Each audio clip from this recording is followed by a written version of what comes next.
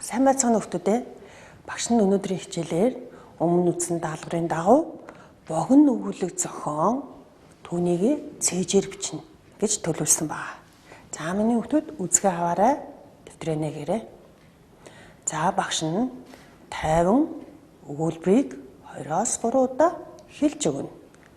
Та нар цээжээр бичээрэй. Дараа нь өөртөө ярилцаад алдаагаа засах юм байна. За эхлэе. Хүүхдүүдээ эрт унтаж дархлаагаа дэмжиж. Хүүхдүүдээ эрт унтаж дархлаагаа дэмжиж. Хүүхдүүдээ эрт унтаж дархлаагаа дэмжиж. Дараа нь гараа тогтмол угааж аюул өвчнөөс хамгаалъя. Гараа тогтмол угааж аюул өвчнөөс хамгаалъя. Гараа тогтмол угааж аюул өвчнөөс хамгаалъя. Гэртээ биеийн тамирын дасгал хөдөлгөөнийг хийж байх нь дархлаа дэмжихэд хэрэгтэй. Гэртээ биеийн тамирын дасгал хөдөлгөөнийг хийж байх нь дархлаа дэмжихэд хэрэгтэй. За цааш нь гар барихгүй мэндэлж бай. Гар барихгүй мэндэлж бай. Бусадтай аяг халбаа сольж идэж болохгүй. Бусадтай аяг халбаа сольж идэж болохгүй. Бусадтай аяг халбаа сольж идэж болохгүй. За бичээрэй. Ааруул цагаан идээ өсөлтөд сайн тул өдөр бүр идээ. Ааруул цагаан идээ өсөлтөд сайн тул өдөр бүр идээ. Өдөр бүр идээ. За бичиж амжиж гин үү? Сайхан арц буцалгаж өгсөн ээж таньда баярлаа. Сайхан арц буцалгаж өгсөн ээж таньда баярлаа. Сайхан арц буцалгаж өгсөн ээж таньда баярлаа. Гадуур хувцас тусад нь өлгөе. Гадуур хувцас тусад нь өлгөе. Гадуур хувцас тусад нь өлгөе. За бичиж амжсан баг.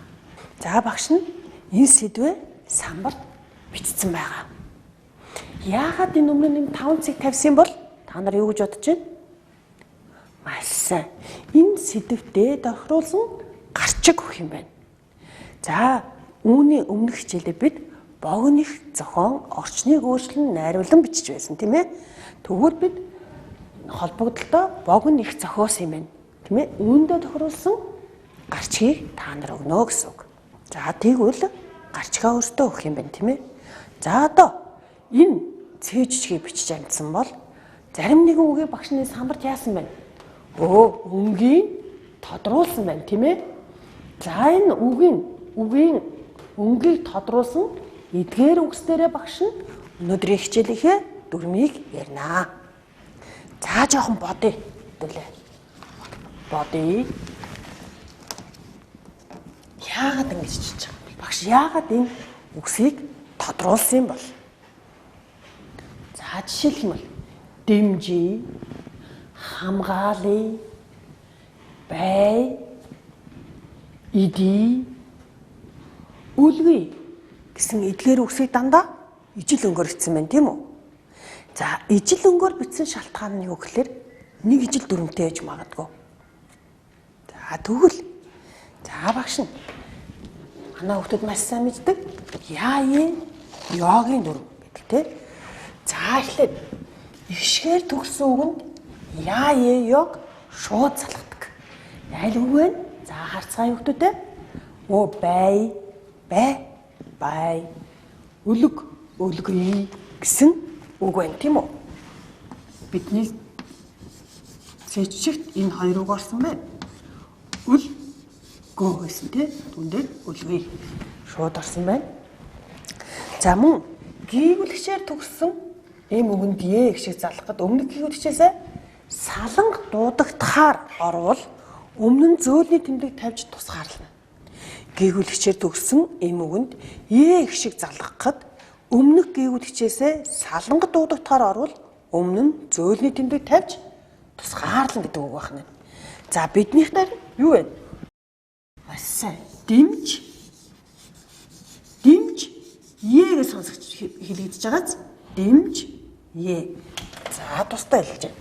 Өөр ямар үг байсан бэлээ? Бас ид Е гэдэг үг таарч байсан тий. За хэлэгдэхэд тусад нь сонсогдож байна тийм үү? Ид Е. За тэгвэл дараагийн дүрм маань юу гэж бодож байна? Гүйгэлгчээр төгссөн эр үгэнд яа ёо их шиг залгахад өмнөх гүйгэлгчээсээ салан дуудахаар орвол өмнө нь хатуугийн тэмдэг тавьж тусгаарлана гэж. Тэгвэл хатуугийн тэмдэг маань тусгаарлах үүрэгтэй. Мөн зөөлний тэмдэгч бас тусгаарлах үүрэгтэй байдаг байна. За бидний цээжинд ямар үг байлаа? Хамгаал яа гэдэг үг байсан тийм ээ?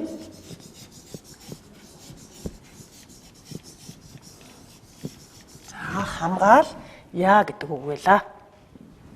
За үүнээс гадна за ингээд эдгээр үгсийг багш нь 2, 3, 4, 5 тодруулсан үгээ нэг ижил дүрмтэй байна гэд тавилаа.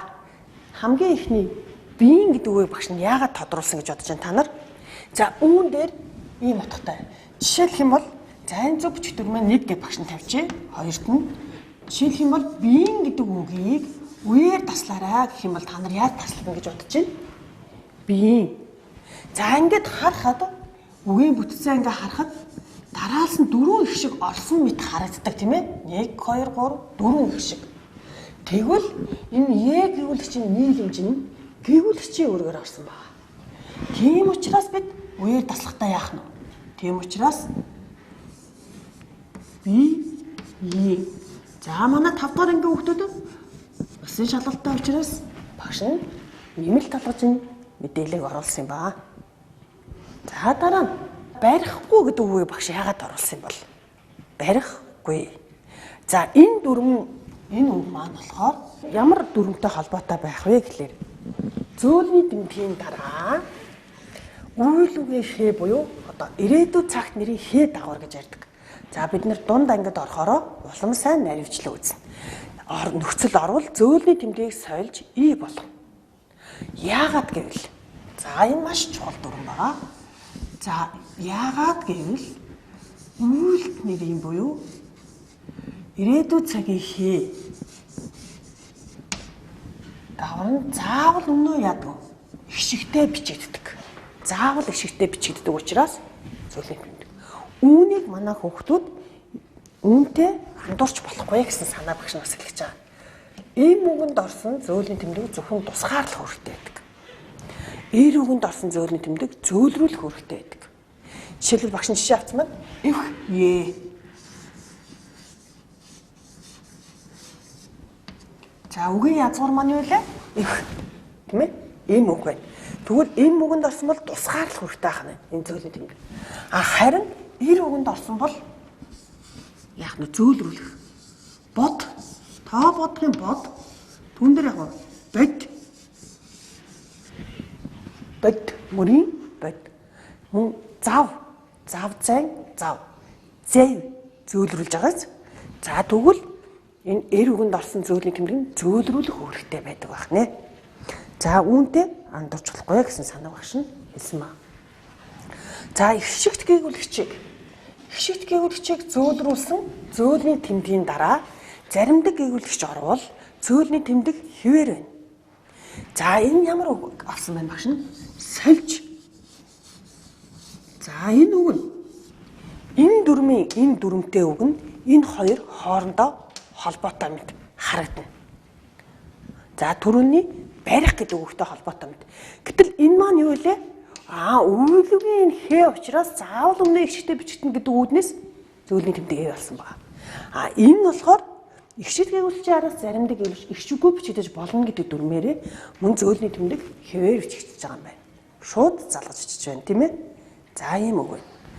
За мөн багш нь ямар үгийг бас тавьсан бэ? Сольж гэдгийг сайн тайлбарчлаа, тийм ээ? Өсөлтөд. За энэ үг их чухал үг байт юм ба. Маш их таардаг. За энэ үгэн дээр их алддаг. Одоо жишээлх юм бол адилхан хамгаалал тад, амжил тад гэж шдэг. За энэ өсөлтөд гэдэг үг маань яах вэ гэхээр за эхний дүрм нь заримдаг гэвлшэр төгс үг нь заримдаг гэвлшэр гэсэн нөхцөл залгахад ихшигтэй бичигддэг. Энэ нь бүдүүрчнэр тулгуур тохоогоор 9-араас 9 бол ихшигтэй гэсэн санаа байгаа, тийм ээ.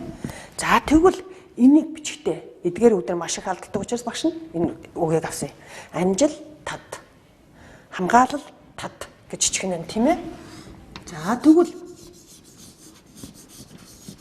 үүнийгээ чи зөв бичиж байна уу юу гэдгээ энэ нууцын байх ёстой үгүй юу гэдгээ шалгахын тулд яах вэ гэхээр нөхцлөөр хулгаад үзчихдэг. Өг хооших, харьяалах, гарахын тиалгалын нөхцөлийг залгахад энэ жирэглэх, үл жирэглэх хоёр янз байна. Үүнийг тогтоохдоо тухайн үгийг дээрх нөхцлөөр хувилгаж үзэхэд энэ аваа жирлэж байвал зөв гэж үзнэ. Өсөлтөөс за одоо багш нь өсөлт гэдэг үгийг хувиргаж байна, тийм ээ? Өсөлтөөс гарахын тиалгал дээр за харьяалах дээр өсөлтийн гэж байна, тийм ээ? Тэгэхээр энийг жирлж юу? Жирлээгүй байна, тийм үү? Тэгэхээр өсөлтөд гэж бичих нь яах нь зүв байх нэ. За бас адилхан үнийг амжилтын харьяалах дээр за гарахын тиалгал дээр амжилтаас гэж байгаа учраас энэ үгээр үг хош дээр амжилт тад байх нь. За тэгвэл манай хүмүүс энэ гээгүүлэгчийг жиргэлдэггүй байх нь шүү, тийм ээ? Багш нь ийм утгаар авсан байна. За дараа нь тандаа гэж байгаа. За та нар таньдаа гэж зөвлөлийн тэмдэгтээ бичсэн үү? Тандаа гэж бичсэн үү? За тэгвэл зөвлөлийн тэмдэггүй бичих юм байна. За зөвлөлийн тэмдэггүй бичих шалтгаан нь юу гэхээр энэ тань ээжигээ та гэж хэлдэг, тийм ээ? Та гэдэг үгнээс улбаатай язгуур нь та байх нь. Нөгөө бидний хамаатуулгын тиалгал болох минь, чин, тань биш байх нь. Ээж та гэж ээжигээ хүндэлсэн үг учраас энэ нь хуйлахтаа докторгүй энийг жиргэлсэн байна. Сая энэ дүрмтэй маань бас ялгахтаар. Жишээлбэл та, таны, таныг, танд, танаас, танаар, тантай, тань руу гэж явдаг, тийм ээ?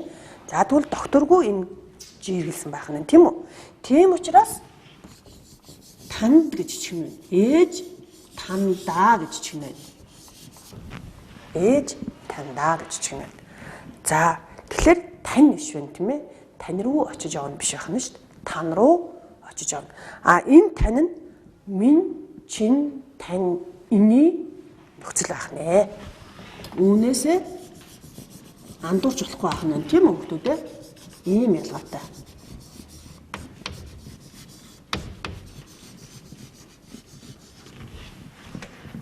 За тэгвэл сүүлд нь багш нь яасан баярлаа гэдэг үгийг тодруулсан байгааз. За энэ дээр маш их алдаад байдаг, тийм үү? За багш нь биччихээ баярлаа гэдэг үгний хадвар. За бид 5 дугаар анги учраас мэддэг. Нэр үгүй, үйл үгүй гэдгээ, тийм ээ? Нэр үг бол нэр үгийн хаал нөхцөлийг авдаг. Үйл үг бол үйлийнхээ л нөхцөлийг авдаг. За тэгвэл баярлаа гэдэг үгийнхээ язгуурыг олоо хэдүүлээ. За хэрвээ чи өөрийгөө зөв бичнэг үе юу гэдгээ ялгахын тулд заавал үгийнхаа язгуурыг мэддэг байгаарай. За багш нь бичээ. Үгийн язгуур маань юу байсан блэ? Баяр. Нэр үг байгаа шүү дээ. Баяр хөөрийн баяр байсан, тийм үү? За үүн дээр үүлэгийн шууд төгсөх лааг залгаж болох уу? Баярлаа. Болохгүй. Яагаад гэвэл нэр үг нь нэрийнхээ л нөхцөлийг авдаг. Тэгэхээр энэ нэр үг учраас үүнийгээ би юу болохгүй? Үйл үг болгоно. За үйлэг болохын тулд түрүүний ил тавгарынхаа баярл илээ залгалаа. Одоо үйлэг болсон. Одоо яах вэ? Одоо төгсгөх нөхцлөө авах нь байна. Тийм учраас баярлалаа гэж хэлдэг байх юм байна. За үүнтэй маш олон үг таардаг тийм ээ. Ажиллаа.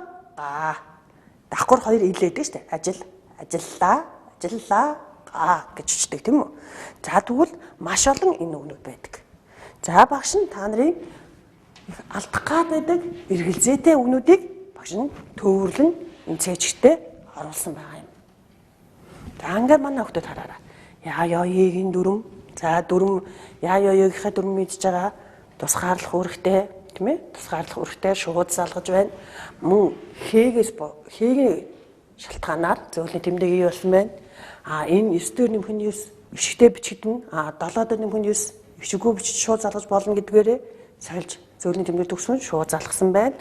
За мөн энэ өсөлтөд хамгаалалтад амжилтад тий эдгээр үгсэнд бол хүмүүс энийг хичээд байдаг тий өсөл төнд хамгаалалтанд гэд тэгвэл тэгж бичдэггүй байх нь байна. За мөн таньда гэдэг их зөвлөлийн тэмдэгтээ бичдэг учраас багш нь энэ үгийг бас жишээ олгож авсан байгаамаа. Ингээд манай хүүхдүүд 5 дугаар ангиа амжилттай сайн төгсөхөд зөв бичих дүр нь маш чухал хэрэгтэй шүү. Ингээд багш нь эдгээр дүрмийгээ оруулсан нэгэн их бэлдсэн байгаа. Үүнийг ээж аваараа хэлүүлээд цээж хийгээрэй за. За баярлалаа хүүхдүүд.